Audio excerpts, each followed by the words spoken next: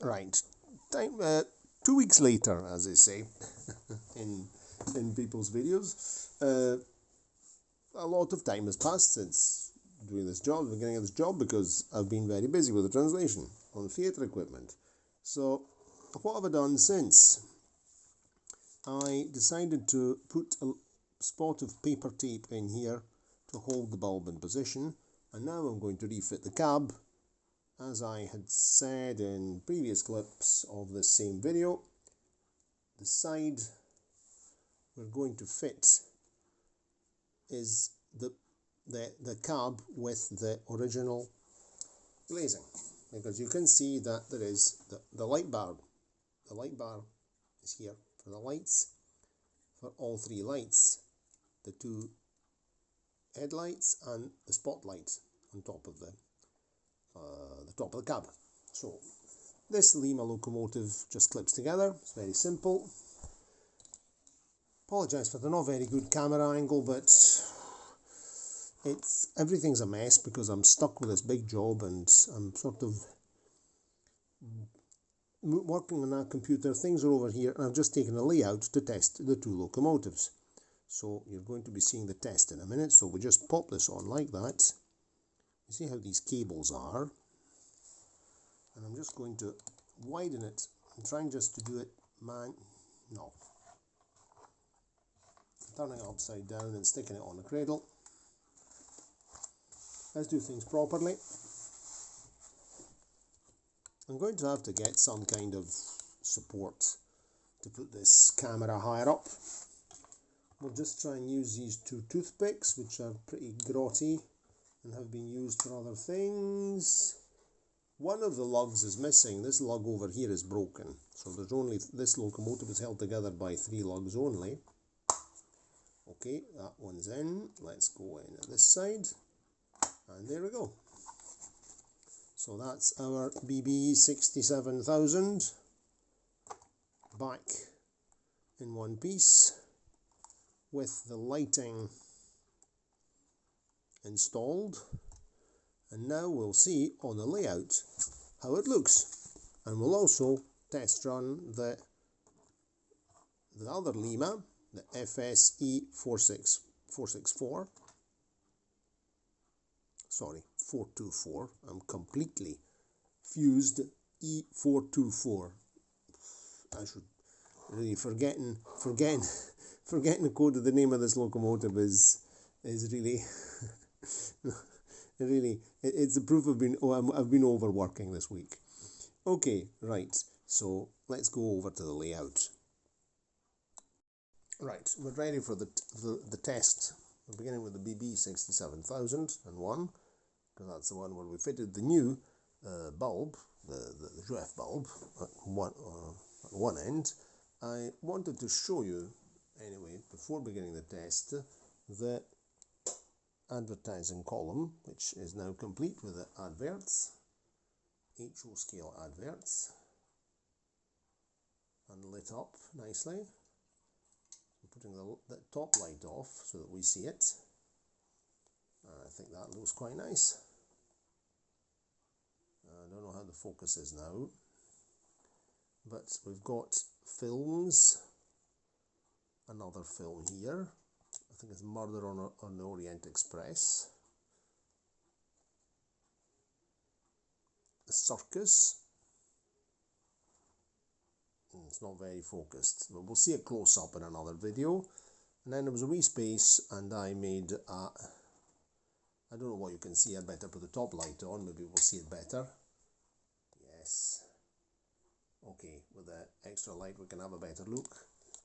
In the missing space I made an advert for nylon tights. It fitted. So I cropped, I think, an OMSA pantyhose advert. So here we are, a film, but we'll see a close-up anyway. Anyway, let's forget about that for the moment and let's have a look at the locomotive. Let's zoom out. Wearing the wrong glasses, so I can't see anything. Okay, right. We're in normal mode. We're not zoomed in. Okay, let's have a look at this locomotive.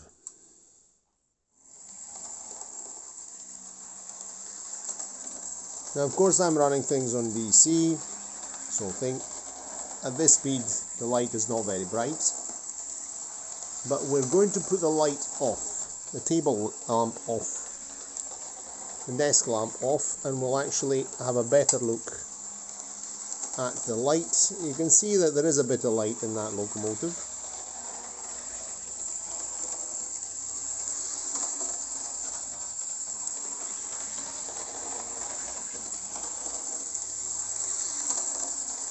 It's definitely lighting up.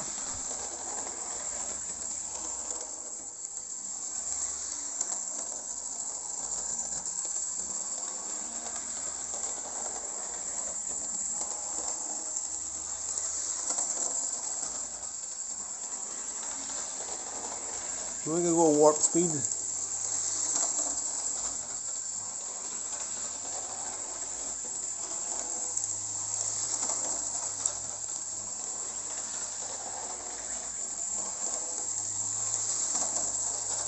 Anyway, this is not great.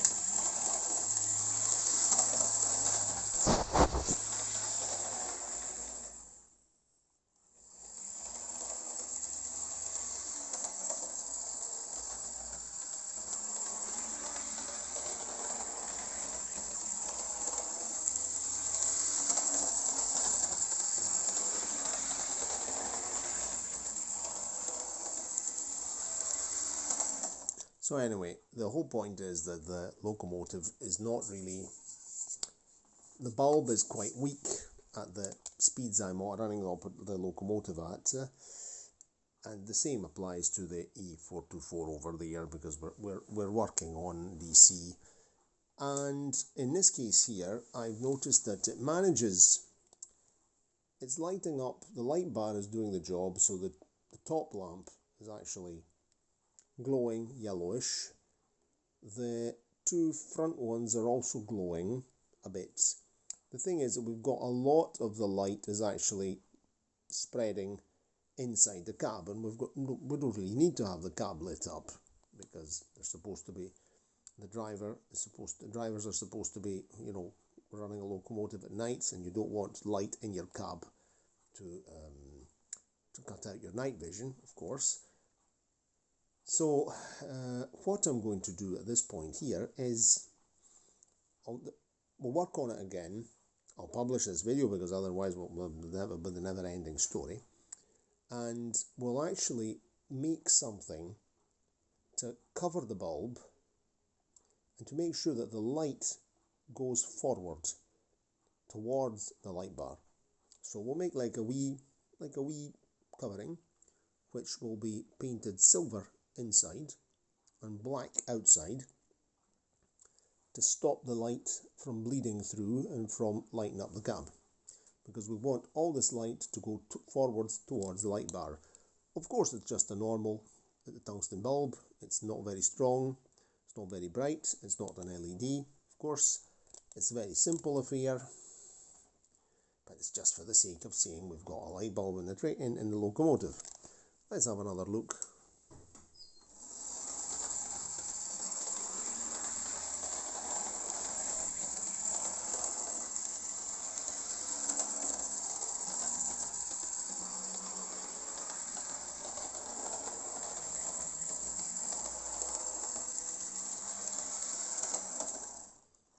Right, now that we've, I think we're just going to park this locomotive over there.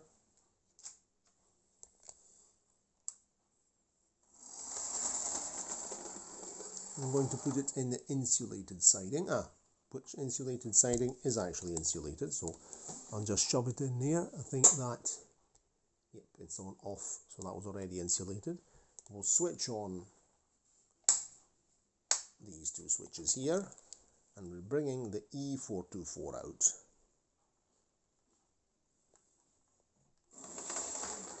That came out very quickly.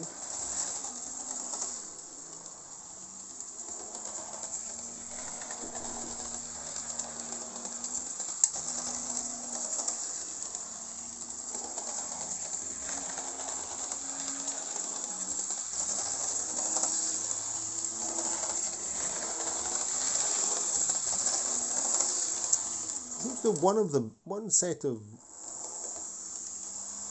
end of the E424 lights up when it wants.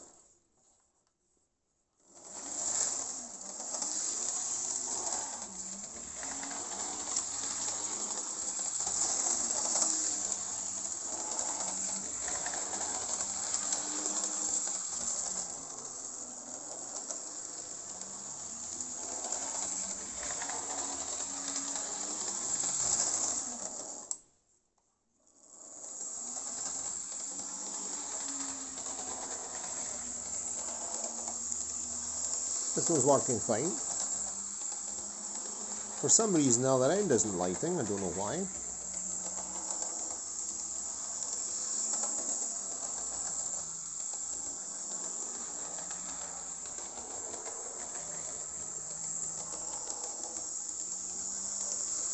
Lima bulbs seem to be much more efficient. Maybe the bulb is starting to fuse at this end. Anyway, I will have to investigate and understand what's going on over here. So I'll have a wee look and see what's going on. Maybe it's just the dirty contact, bit of contact spray. So we will adjourn this. This was a test, anyway, the final test of some of these jobs. And as well, it was also the final test for the E424. Let's have a look at it. In fact, we're actually on the other direction. Let's see the steps.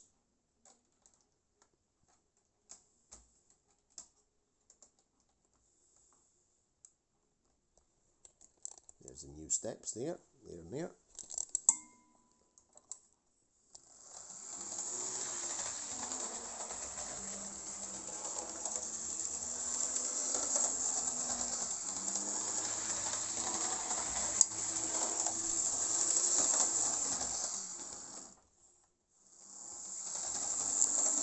Yes, one end isn't lighting up for some reason.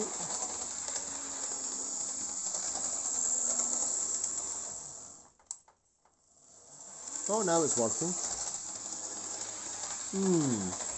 Maybe something with electrics inside. Something had to warm up the diode or something.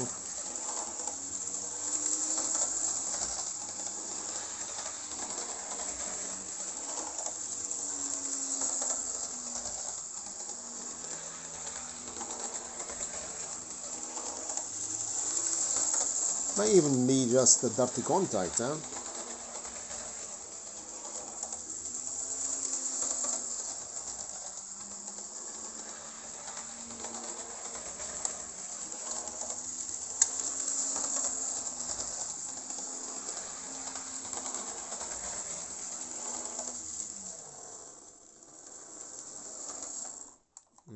Might be just a dirty contact. We're going to give a wee bit of contact spray to the bulb, maybe vibrating and things, it works better. So anyway, that's the test. We've tested these, and this was the final thing I wanted to show you. Put it in some nice light. We've got all the various improvements, painted headlamp surrounds, but we'll see this here in a better video. Close up, of the top light on, there we go. And the painted number picked out on the buffer bar down there. Engine plate here on the side, and manufacturer's plate and saldo. Same thing over here. The Lima E424 is a very good model. It's a very old moulding, but it's very precise because the two sides are not specular, meaning if you look carefully, look here, position of the engine plate and engine number plate and manufacturer plate here, position of the lookout, here's a wee lookout window for the card, and the windows, righto, let's turn it round, so you saw where that is, right?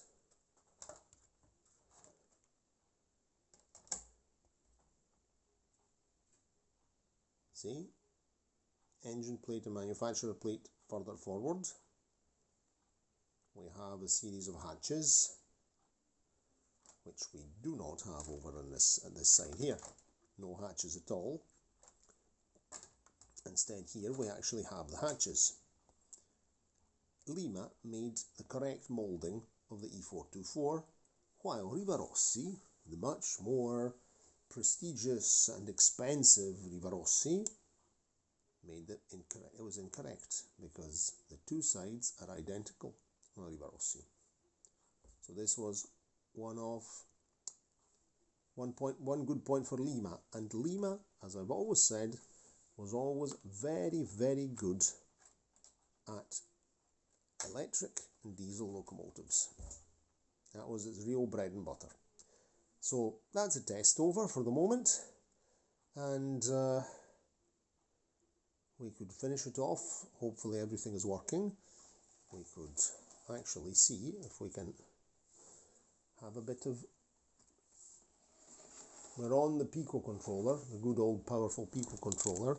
Let's see if we can run at the same time.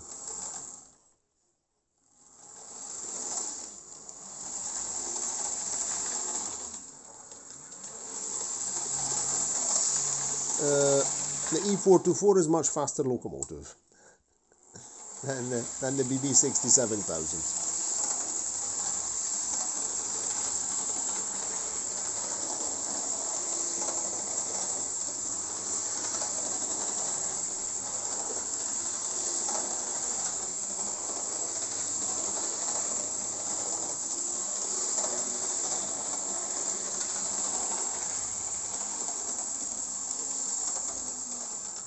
Okay, the E424 caught it up. So this was absolutely not realistic. We're not going at very high speeds, non-prototypical speeds. Some people might comment saying I'm driving trains too fast, round and round and round on a small board.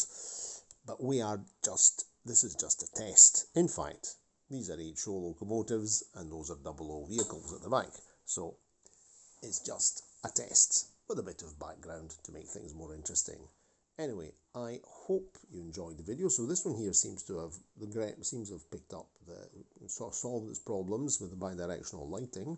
But I'll have a wee look. I'll do another wee test now, and I'll see which ones, and give maybe the light bulb holders, the original Lima light bulb holders, a spot of how do you call it, contact spray. And then we'll have a wee look here and see how we can cut out some of direct the light towards the light bar and not light up the cab. Okay, let's see. I don't know if I'm winding up now. Maybe yes, maybe no. I might try and solve that first, and that'll be the last part of this video. Unless I change my mind. So, anyway, very important. I'll say this now, that way I don't need to say it later. If you enjoyed the video, give it a like. Your likes are very useful. Subscribe to the channel so that you'll be always updated on the various videos I will be publishing. And of course, comment. I like reading your comments. These are also very important for the visibility. YouTube has been a wee bit sluggish lately. It's been a bit lazy. I don't know exactly what's going on. Various other YouTubers have been commenting on it. I'm not a professional YouTuber. I have my own job, which takes up plenty of my time, but these are things this is my hobby, one of my hobbies, and so I enjoy sharing it with you. I also wish to thank the subscribers, because we're at 909 subscribers, which has been really very good in these 2 years since I restarted this channel. I mean, this channel has existed for 10 years, but I wasn't really publishing very frequently. There are some videos with a lot of very successful views. Fiat Panda 30, the very first video, other videos with trams and things, and so on and so forth, the Lancia Fulvia. But it's, in 2 years, we've really grown. So 909, that's nice. I really appreciate that. It means that I'm not just talking to myself. Maybe it's a bit interesting, I hope. Anyway, thank you all, and we'll see if there's another wee tail bit to this video, and we'll try and improve the light on the BB67001. I'd better go to my bed now. Right. I made here's an experiment. Piece of insulating tape got here to push the bulb further forward so that it'll be closer to the light bar. And a wee bit of cab illumination wouldn't be bad, so let's see if this works. I'd prefer not to have to cover this because it's, anyway, I prefer to be able to reach it, to tighten the bulb, not to complicate my life and things like that. Let's see. Right, that solution was no use because it was pushing the bulb too far forward and it was touching the light bar and I couldn't close the locomotive.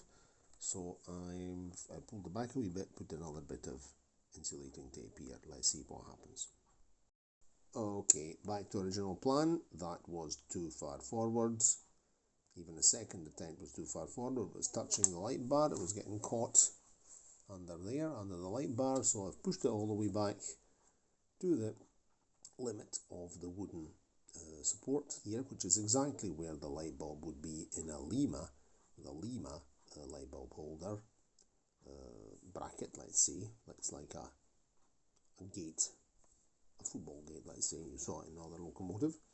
And I fixed this in place with a couple of bits of insulating tape to stop it from moving forward. And now we're going to test the thing. I might put a little bit of black paper glued on here with glue and glaze and painted white underneath, so that it will reflect the light towards the light bar, and that might stop the light leaking up into the cab and keep it pointing forward towards the light bar, which is right there, you can see. Okay, I'm testing it now. Let's see how it is.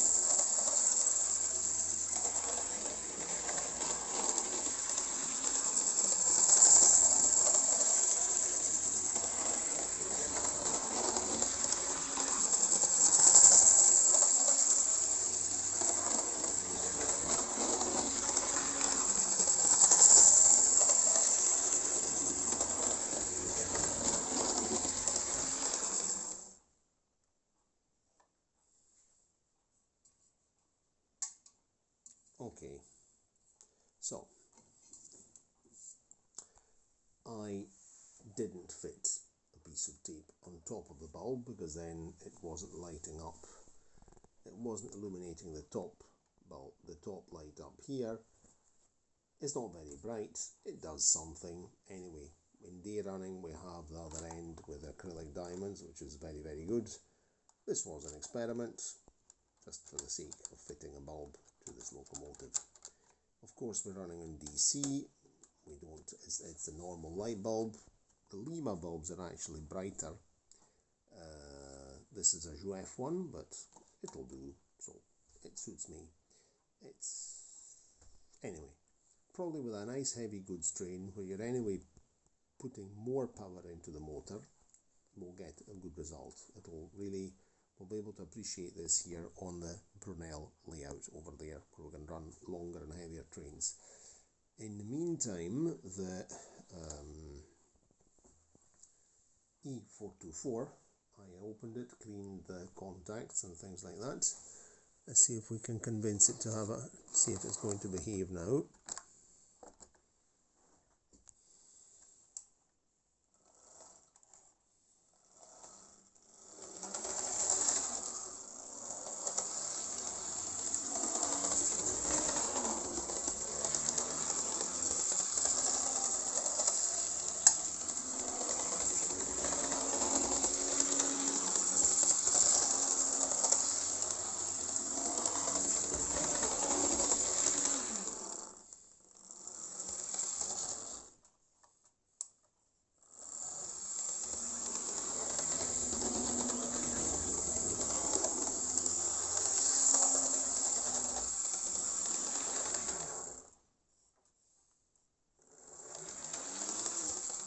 here, you've seen now that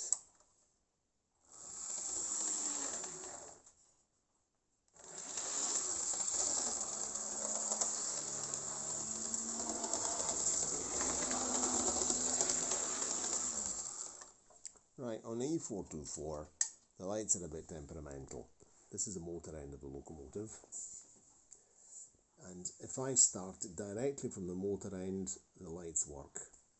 If I invert direction, the ones at the other end of the locomotive, the other cab, where there's no motor, where there's a pickup, the pickup bogie, the dummy bogie, let's say, these lights light up immediately, and then after these ones here don't want to collaborate. I think it's something in the circuit with inversion of polarity and things like that. I'm not going to rewire this. It's complicated. It works. It's a wee bit temperamental. I mean, this here's a very old locomotive. This is a early 70s E424 by the type of pantographs it fits and things like this. So whatever direction, this direction here where there's no motor, it works always very well. This here, we have to just make sure that we start it up and then we run it. In fact, it's always brighter at this end for some reason. This end here's always been brighter than this end here, so that's that. Anyway, we're going to finish off. Let's move this E424 out of the road a minute.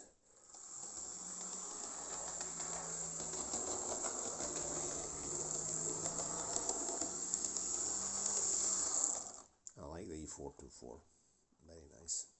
I would really like to have also an electric E636, which is the Bo version. So this is the Bobo version of the E636, which is the very first Italian articulated Italian locomotive, and on 3 bogies. And these were practically rigid, a lighter rigid version. I really like one of them, but you can't really find them in old stock locomotives like these old Limas and things like that. Even if Lima made the E646 and the E656, but they never made the E636, which I'll never understand why they didn't do it, because they could have simply modified the moulding of the E424. I have seen a very nice E646 for sale.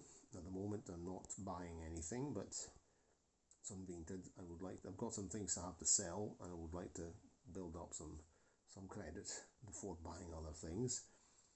Even if I bookmarked it, I'll put it in my favourites just to say, right, it's there. And if somebody else buys it, no problem, because honestly, I don't have overhead. I've not got overhead poles yet. I'm planning to fit some overhead poles on the Brunel layout over there. There it is, just for when I'm running electrics. And but I don't really have overhead. Not talking about overhead. I don't have the overhead poles. I wouldn't be installing overhead, but at least the poles would make it a wee bit more realistic. And so my plan is not to buy electric locomotives unless they are very particular Italian ones. The E646 could be such a case. And I do have the JJ, it's over there on the desk. The JJ, which is there, it's been there for a long time. I have to change the drive belts on that. So, anyway, I hope if you've managed to follow me through all my ramblings on this video. Now, I want to show you the advertising column once more. Close up now at the end of the video, where we can see this nice backdrop with some British buses at the background, and we can see the adverts that I fitted on here. And I wish to thank and give a shout out to Ian BB67001, who sent me a scan of a French model railway magazine with some very, very interesting adverts HO scale adverts, and even N scale, and all sorts of HO. In my case, it's HO that's more useful because I don't run N scale. He's an N scale modeler, and adverts. So there's a film here. Les trains. It's all train related. Here's Les Crimes de l'Orient Express, the crime on Orient Express. Here there's an here instead is an advert, an old thing for a circus, I think, a thing with animals and elephants. And here there was a space in the middle. So what did I do?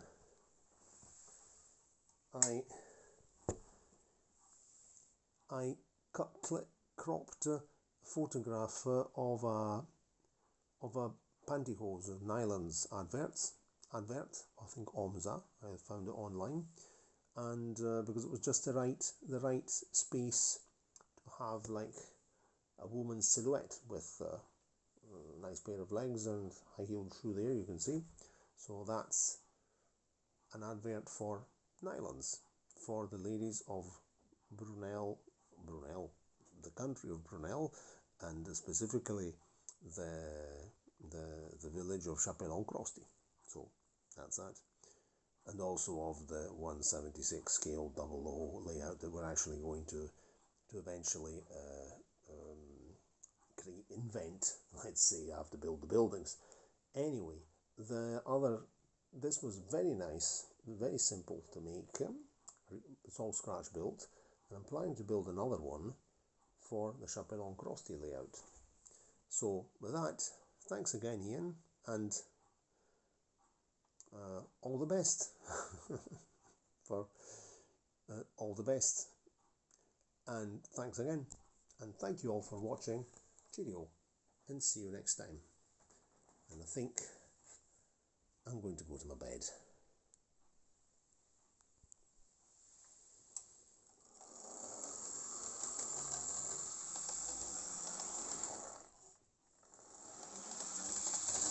Oh, it's working. See? Now it's working.